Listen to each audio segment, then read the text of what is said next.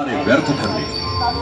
आता पुन्हा एकदा हिरण्यकश्यपूंना प्रल्हादाला ठार मारण्याची नवीनच योजना आखली आणि यासाठी हिरण्यकश्यपूने आपली बहीण होलिकेस पाचारण केलं। होलिकेनं प्रल्हादासह कप्तानं चितेवर बसावं आणि चिता पेटवून द्यावी असं ठरलं। त्यात होलिका जिवंत राहील आणि प्रल्हाद मात्र जळून ठार होईल असंच हिरण्यकश्यपूला वाटलं।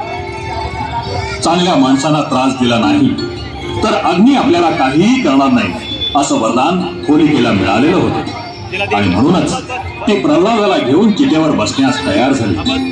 तो दिवस होता फाल्गुन पौर्णिमेचा आणि तो दिवस उजाडला। संध्याकाळी सूर्यास्ताच्या वेळी होलिका प्रल्हादासह चितेवर बसली। हिरण्यकश्यपूने चिता पेटवण्याची आज्ञा केली। चिता पेटवण्यात आली।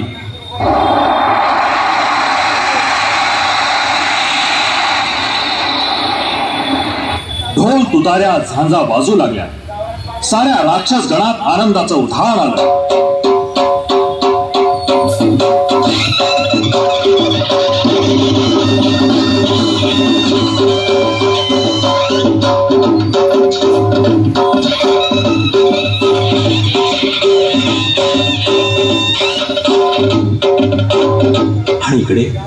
आणि इकडे होलिकेनं आपले डोळे विस्फारले।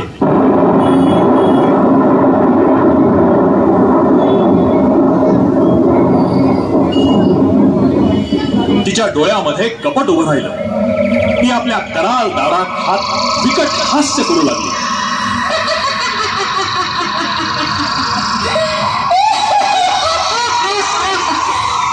प्रल्हादा, बरा सापडलास माझ्या तावडीत। अग्नी पाहिलास? हा अग्नी पाहिलास? हाच अग्नी आज तुझा कर्दन काय ठरणार आहे। हा तुझ्या अंगाची लाही लाही करून तुला ठार मारणार आहे।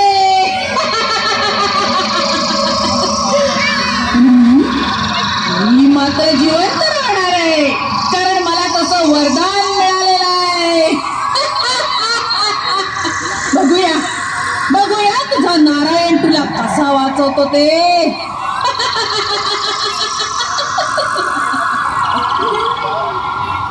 आणि क्षणभरातच प्रल्हादाला आपल्यावर गुजरलेल्या प्रसंगाची जाणीव झाली। त्यानं नारायणाचा धावा केला। ओम नमो नारायण, ओम नमो नारायण, ओम नमो नारायण। आणि स्वर्गातून साक्षात विष्णुदेव आपल्या लाडक्या भक्ताच्या पाठीशी उभे राहिले।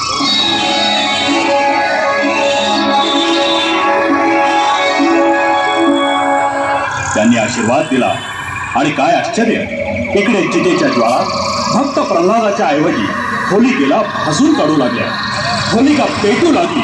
ती जीवाच्या आकांतानं ओरडू लागली, धावा धावा।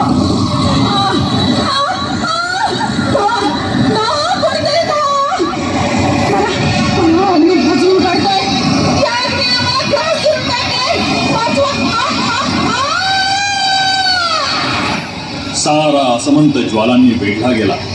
होलिका त्यामध्ये गतप्राण झाली। मात्र भक्त प्रल्हाद या दिव्यातून सुखरूप बाहेर पडून जिवंत राहिला। ध्वनी मुद्रण चंद्रशेखर येलारपूरकर, रेगम रेकॉर्डिंग स्टुडिओ, शुक्रवार